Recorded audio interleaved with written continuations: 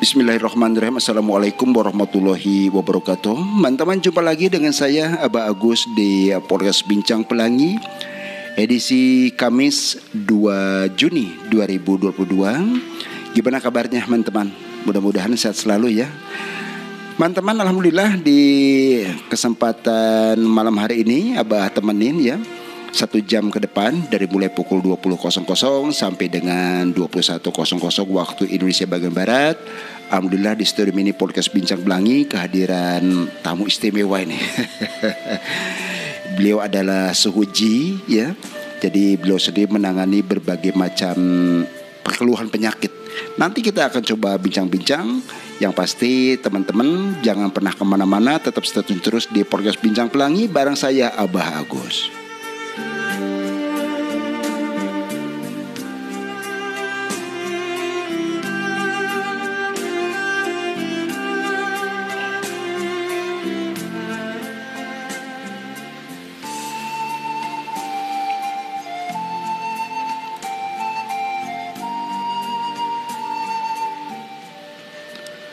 Assalamualaikum, selamat malam.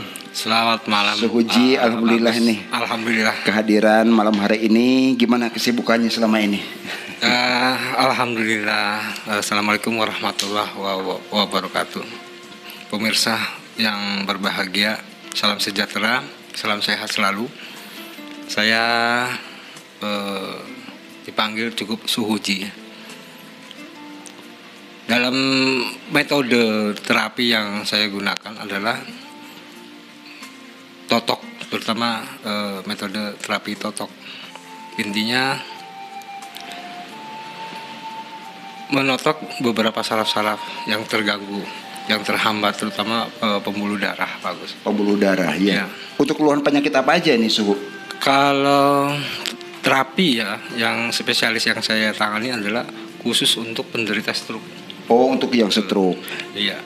Nah, stroke ini sendiri kan memang penanganannya tidak bisa instan ya, karena selama Abah tahu itu ada beberapa stroke itu ada sebut stroke iskemik, yakni penyumbatan sistem pembuluh darah. Betul. Ada juga stroke hemoragik, pecahnya pembuluh darah diakibatkan dari hipertensi. Betul. Dan yang ketiga juga ada stroke TIA atau transient ischemic attack. Mungkin orang umum mengatakan stroke ringan. Ya. Nah, ini ketiga kategori iskemik, hemoragik ataupun TIA penanganannya seperti apa, Suhu? Bisa dijelaskan? Banyak kan di usia muda ya, bagusnya. Usia muda kisaran 30-an. 30-an. Ini yang diserang kebanyakan di usia 30 untuk usia 30-an untuk ya. stroke ringan. Karena dari pola makan, mungkin dari pola makan ya kurang apa namanya?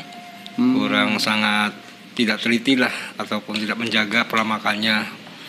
Kemudian dari pola sehat, hidup sehat. Betul. Ya. Nah, ini biasanya di usia 35 ini masa-masa produktif, kegiatan olahraga berkurang ataupun pekerjaan aktivitas yang sangat padat. Kemudian pola makan yang sehingga tidak terkontrol di luar ataupun di dalam. Sehingga akhirnya dengan adanya suatu aktivitas yang padat timbullah stressing. Oh, timbul stres ya, yang berlebihan. Sehingga disitulah adanya stressing, pola apa namanya saraf-saraf otak itu terganggu. Betul. Itu situ ya. Ditambah mungkin adanya satu gula ataupun diabetes ya. Diabetesnya terlalu tinggi. Oh, kadar glukosanya berarti ya? Betul, kadar glukosa dalam tubuh terlalu tinggi. Biasanya itu memicu, ya? Betul, biasanya yang penderita stroke yang glukosanya tinggi atau diabetes itu ada unsur dari keturunan juga genetik. Dari faktor genetik ya. Berapa persen mungkin dikira-kira itu? Ya, kurang lebih 80% itu kebanyakan dari faktor genetik ya, faktor keturunan juga. Iya. Waduh. Ya, jadi terutama untuk khususnya untuk penderita stroke diusahakan hidup sehat, terutama hidup sehat ya. Jadi maksudnya di sini hidup sehat itu harus membatasi kegiatan aktivitas yang terlalu tinggi. Ya, harus dibarengi dengan olahraga ringan ya. Iya. Kemudian refreshingnya juga perlu ya. Iya, ini kalau lagi bokeh ini gimana refreshingnya ini kan lagi sulit ini masa-masa lepas pandemi ini gimana? Itu kalau masalah itu mungkin masalah bisnis ya. Dalam arti Kalau bokeh sih dalam arti semua juga bilang orang punya duit pasti ngomongnya bokeh gitu ya. Gitu Pak. Intinya diusahakan pola hidup sehat. Gitu. Pola hidup sehat itu berarti kan istirahat yang cukup, betul. Ya, pola makannya 4 sehat 5 sempurna terpenuhi, betul. Dan juga tidak terlepas olahraga. Iya, ya. Itu ke situ. Sama aktivitas membatasi aktivitas yang jangan terlalu over banget ya. Betul. Jangan terlalu overload banget tuh pemirsa ya. Jadi jangan segala sesuatu jangan serba berlebihan. Pasti ngomongnya bokeh gitu ya. Gitu Pak.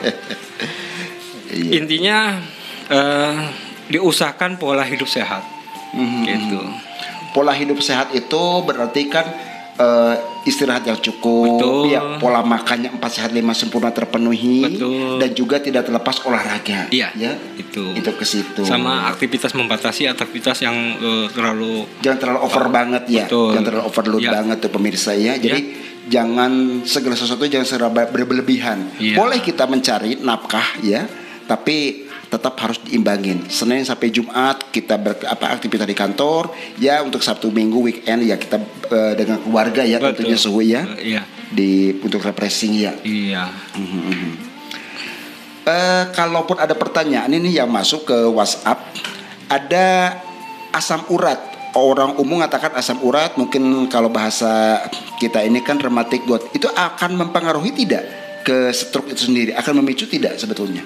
Asam urat sama stroke biasanya ada kaitan tidak? Ada kaitan. Masalahnya serangannya itu di pembuluh darah ya. Oh, ke pembuluh darah. Khususnya di persendian. Jadi makanya di sini baik semua kategori penyakit itu dari pola makan. Oh, dari pola hidupnya. Pola hidupnya kembali. Ya. Makanya kalau kita merasakan suka linu, suka pegel-pegel, nah kita harus sudah wanti-wanti ya. Apalagi dengan usia di atas 30 sampai 40 itu udah semua dikurangin nih. Dari awal itu dikurangin semua gitu kan. Makanya oleh karena itu kita harus pola hidup tetap dijaga. Banyak-banyak minum air putih. Banyak-banyak minum air putih ya. Mungkin nanti ada beberapa tips ya dari Suhuji yang akan disampaikan oleh Suhuji buat pemirsa. Nah, untuk penanganan stroke itu sendiri, karena Suhu selama ini kan sudah berapa tahun menangani yang stroke ini sendiri, spesialisnya itu? Kalau untuk menangani pasien, sebetulnya saya dari usia muda ya. Dari usia muda. Dari usia muda saya dari sekolah tingkat pertama SMP itu saya sudah banyak menerima pasien.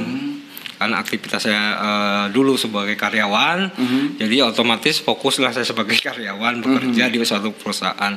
Tapi dengan adanya penderita stroke di Cirebon ataupun di Indonesia, saya perhatikan itu sangat banyak. Sangat banyak. Ya. Ya. Kemudian terapisnya pun sangat sedikit. Nah, ini kan perlu ditangani oleh beberapa skill orang-orang yang mempunyai pakarnya beberapa skill orang-orang yang mempunyai pakarnya seperti Suhu ini sendiri ya.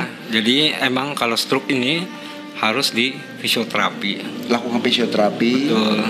Kemudian harus dilakukan terapi yang sifatnya gerak. Ya, sifatnya gerak, bisa dipijit, kemudian bisa berolahraga dengan gerak, gitu. Nah, diantaranya seperti itu. Iya. Kalau pamannya hanya didiamkan, kebanyakan penderita stroke itu dicuekin Pak Agus, tidak diperhatikan. Iya. Ya, tidak diperhatikan oleh keluarganya, kemungkinnya karena namanya juga orang stroke, tidak bisa apa-apa. Iya. Kemudian apalagi memiliki tensi hipertensi gitu kan, mudah emosi, mudah kesinggung.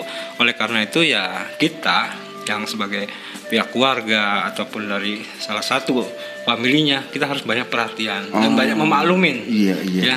Dan penderitanya pun, pasiennya pun harus memaklumin juga, karena banyak kerepotan ataupun aktivitas masing-masing keluarga. Itu gitu. Kadang ini kan saya harus pakai pampers, makainya susah gitu ya. Sedangkan dari pihak keluarga tidak ada yang membantu atau suka marah gitu ya. Nah, itu sebetulnya itu memicu nantinya pembuluh darah itu akan pecah. Ke hipertensi tadi. Makanya saya sarankan untuk Bapak Ibu yang menderita stroke